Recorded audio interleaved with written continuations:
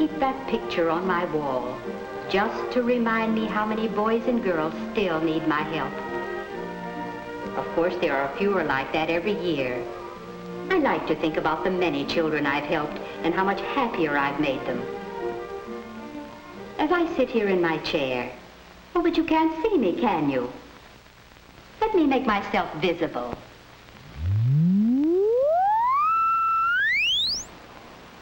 There. I keep myself invisible most of the time.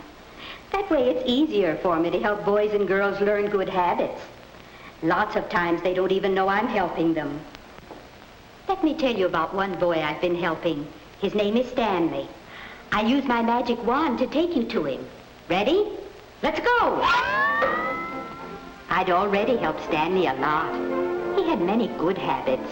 He washed his face at least twice a day and his hands 4 or 5 times a day. He did it every day without having to think about it because it was a habit. But there was one habit Stanley hadn't learned yet. He didn't clean his fingernails when he washed his hands. And goodness, how dirty they were. So I decided to use my magic. I said, Stanley, dirty nails carry germs, and they look ugly, too. You go right back and brush them.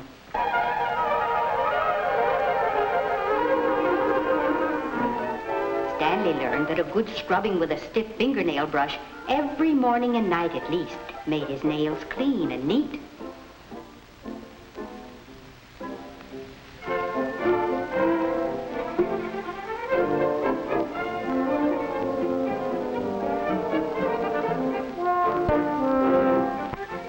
To dry his hands carefully, especially around the fingernails. Once he learned these good habits, no one ever scolded him for dirty nails again. Washing his hair every week is another good habit I helped Stanley learn. I taught him to start by washing his comb and brush each time he washes his hair.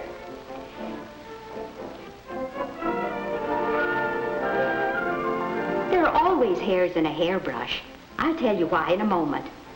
After they're out, he washes his comb and brush in soapy water and then rinses every bit of soap out. He washes his hair under the shower. Warm water, a mild soap or shampoo, and plenty of gentle rubbing is all it takes.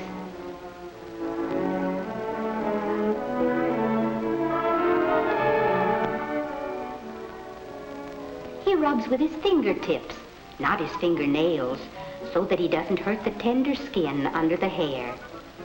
When he rinses out this rubbing, his hair is fairly clean, but not quite clean enough. Under soaping will really do the job.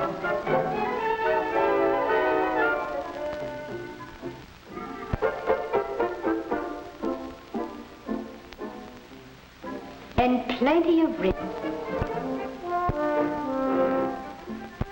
Now, those are some of the good habits I helped Stan learn.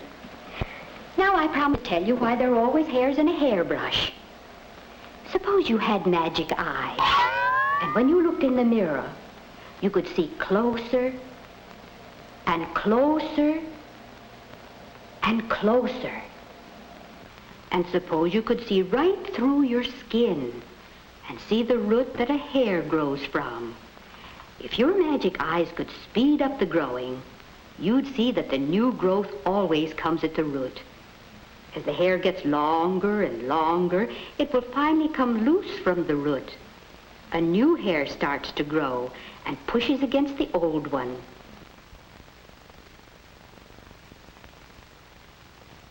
Brushing pulls out the old hair and leaves more room for the new one. If your magic eyes look closer, they'd see little on each hair. These sacs make which protects your skin and hair from getting too dry to spread this oil all over your hair and makes it glossy and pretty. When this oil gets dirty, soap is used to it so it can be washed away, but every bit of the soap must be rinsed out afterwards, since any soap that's left will leave a dull film over your hair and keep it from pretty again. The nail grows from a root, too, under the fold of skin at the base. The edge of the cuticle. Sometimes a bit of the skin forms a hangnail. As the nail grows, it should be trimmed to just cover your fingertip.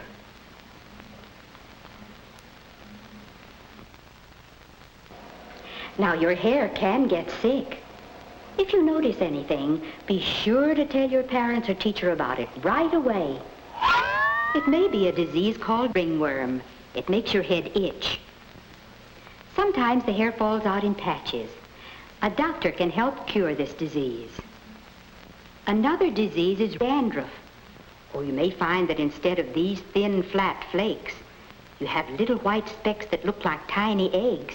And that's just what they are. They're called nits, and they're the eggs of head lice. They're easy to get rid of, so tell your parents or teacher about them right away. Anyone might get a disease. The best safeguard is to keep yourself clean. Don't use anybody's comb but your own, and don't wear anyone else's hat. Now, keeping clean is only part of caring for your hair and nails. Let me tell you about somebody else I've helped. Her name is Alice. I'll use my magic wand again. Ready? Let's go! She certainly needed to learn some good habits in caring for her hair.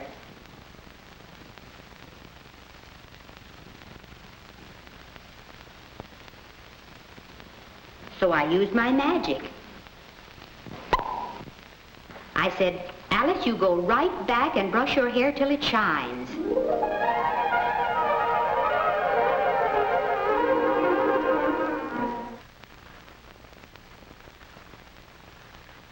So I helped her learn the habit of brushing her hair every night, 100 strokes or more. That sounds like a lot, doesn't it? But it's worth taking the time for. It makes hair gleam and glisten. But even more important, it makes hair healthier, too. So it's just as important for boys as it is for girls.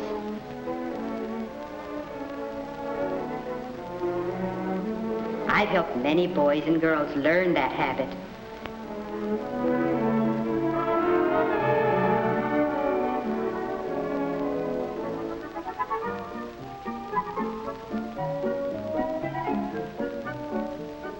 I helped Alice learn to take care of her nails, too. She files them to keep them from getting too long and to give them a pretty shape. But she's careful not to get them too short. She makes her nails pretty, too, by pushing the cuticle off the nail. She does it with a soft piece of wood called an orange stick. Wood won't cut her skin the way sharp metal might. A cuticle oil softens the cuticle and makes it easier to push back.